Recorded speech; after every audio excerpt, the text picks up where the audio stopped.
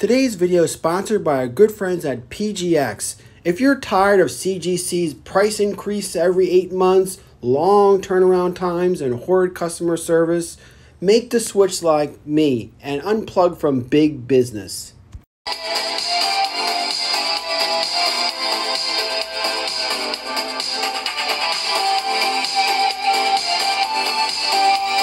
Hello and welcome to another exciting episode of Codename YouTube 02. Hi, I'm your presenter, Shabu. Are you?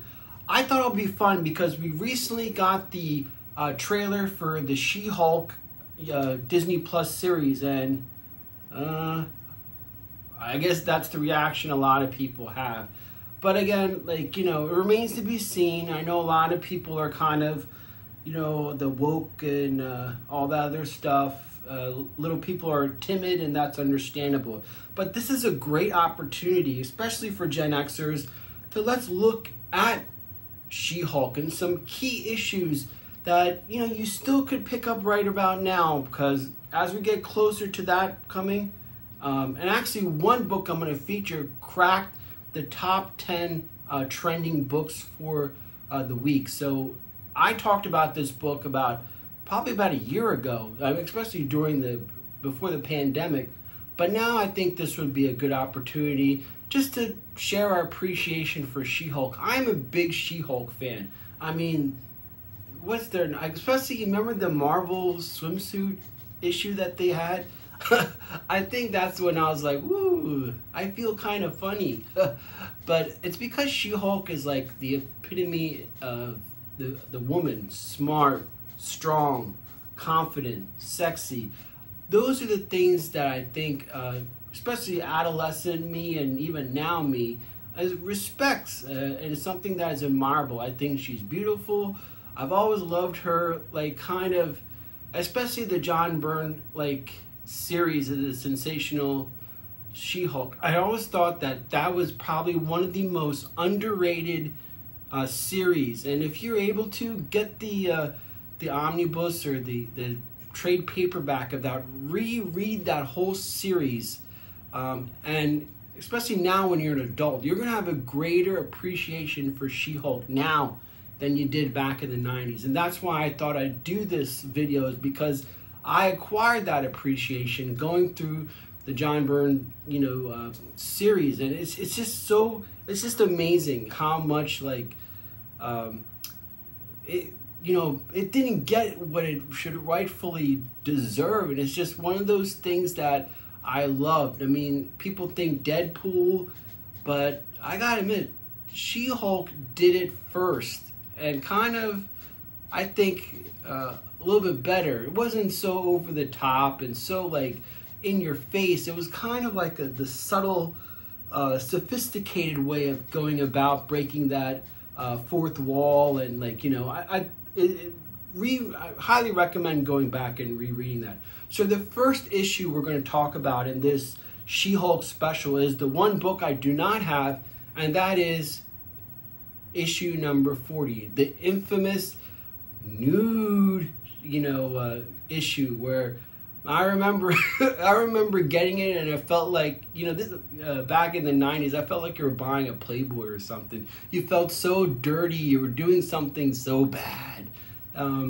But of course it wasn't anywhere, it wasn't pornographic. It was just funny. It was just making fun of the fact that young guys like me are buying this book for this very reason.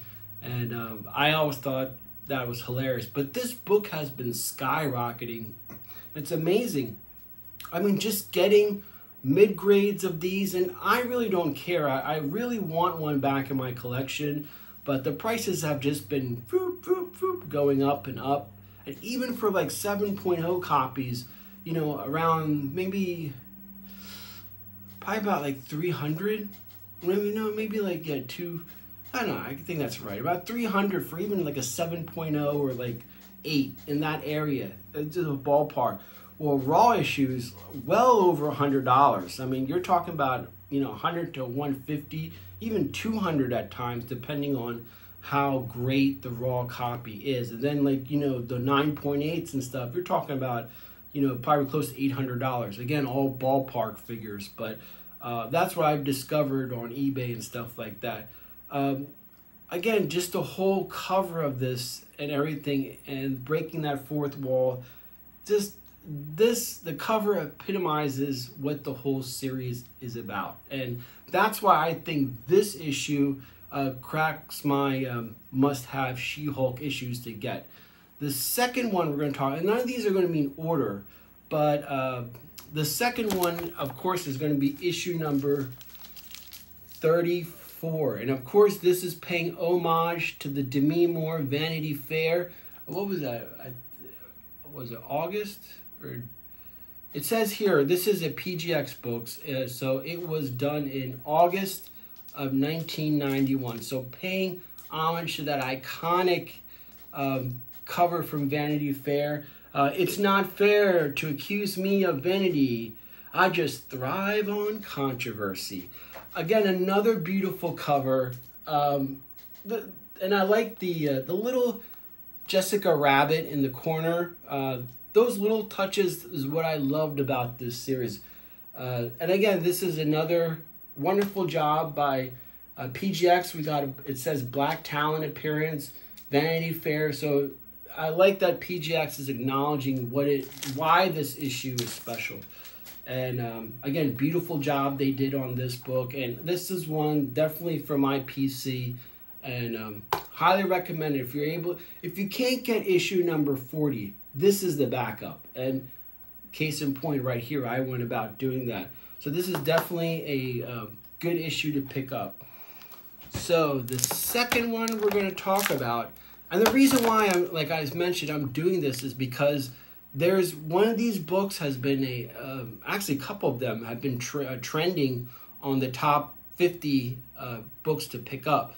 So the second one is obviously should be something that everyone can pick up, and it's definitely a book to pick. And that's the first issue of Sensational She-Hulk #1. I'm talking about this iconic John Byrne series, and it all starts with this one. And I like how it's this cover has been homaged so many times, so many other covers paying respects to this one. So you know that this is a must-get when other books are using your cover for theirs. And I think that is what makes this book appealing. And of course, the iconic, okay, now this is your second chance. If you don't buy my book this time, I'm going to come over and rip up your X-Men. So, hey, she's laying down the gauntlet there. And again, this nice 90s pink. This book screams the 90s. You got nice thin waist, hips kind of like that. And of course, she is quite the busty, you know. But again, just She-Hulk in her glorious form, kicking off this iconic series. This one is definitely within everyone's budget, I think. So pick this up now, because as we get closer to the She-Hulk, you're going to see even this. It's not her first appearance. It's not even the first in her. This is, you know, her second series, but it's something that I definitely, because of all the homages to this particular cover, definitely worth having in your collection.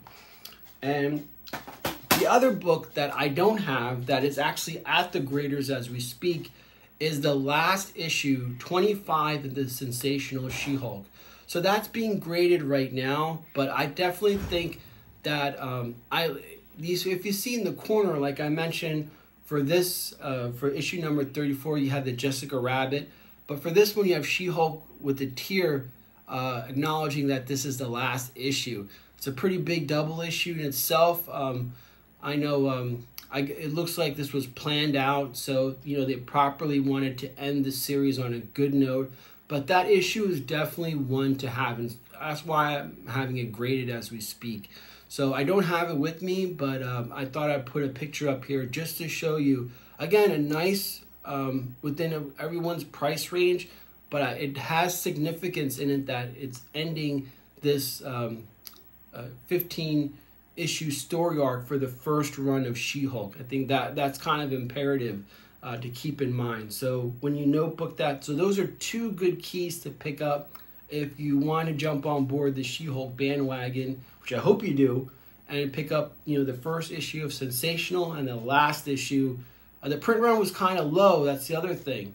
So I think just because of that, I think it's worthwhile. And also, like I forgot to mention, this one is the newsstand variant. So even though this got a 7.0, I made sure I wanted to get the newsstand variant. And if you watch other episodes, I'm more drawn to newsstands because that was my experience as a kid.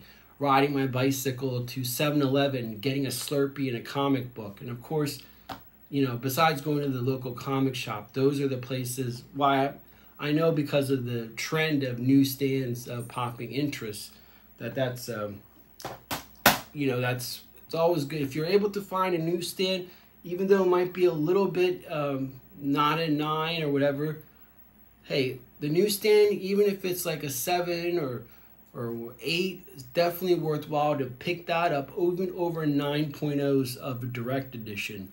So keep that in mind. Look for that barcode. Let me get a sip of water. All right.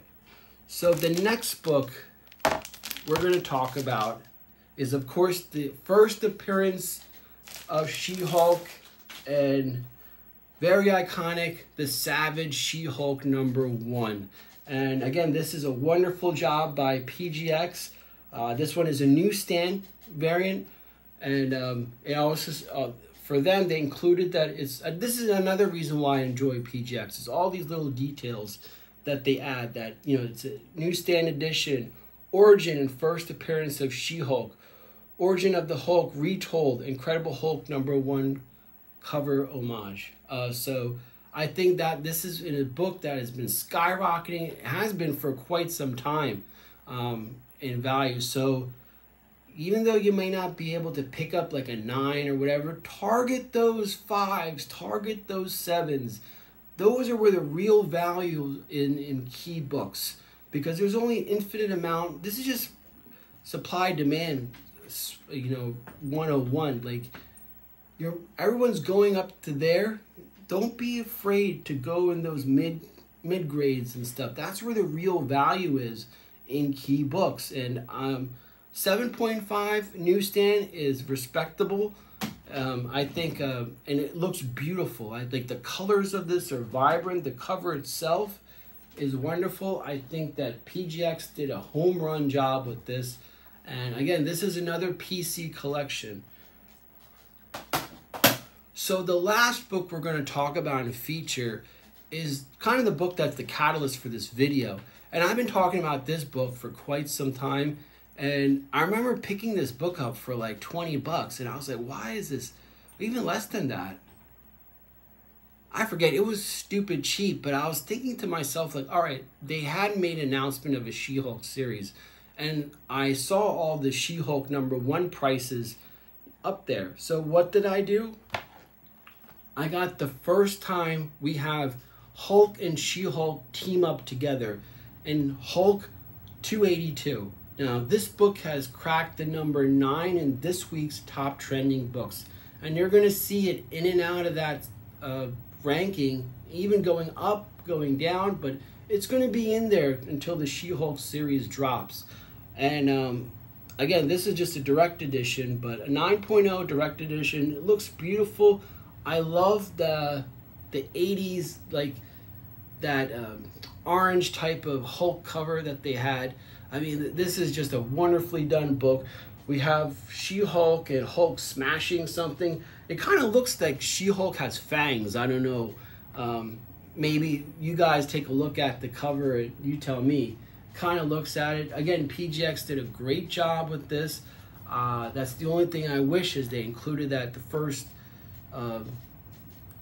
Hulk and She-Hulk partnering up, because remember in this Savage She-Hulk #1, it was Bruce Banner.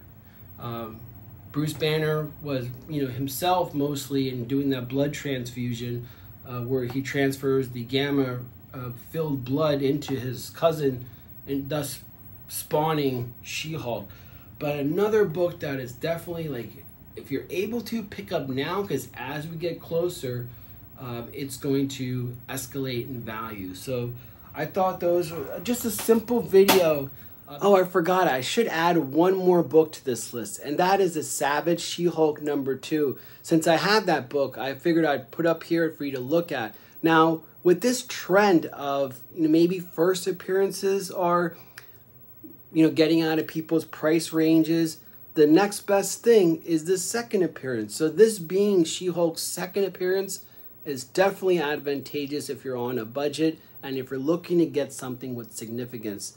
It's a great cover as well. I love this book. So definitely add that to this list as well. Savage She-Hulk #2. Again, I wanted to come back and say that because I think it's important to include all the basics, all the good books to pick up, for She-Hulk. Anyway, again, this is Shibu RU signing off. We'll see you later.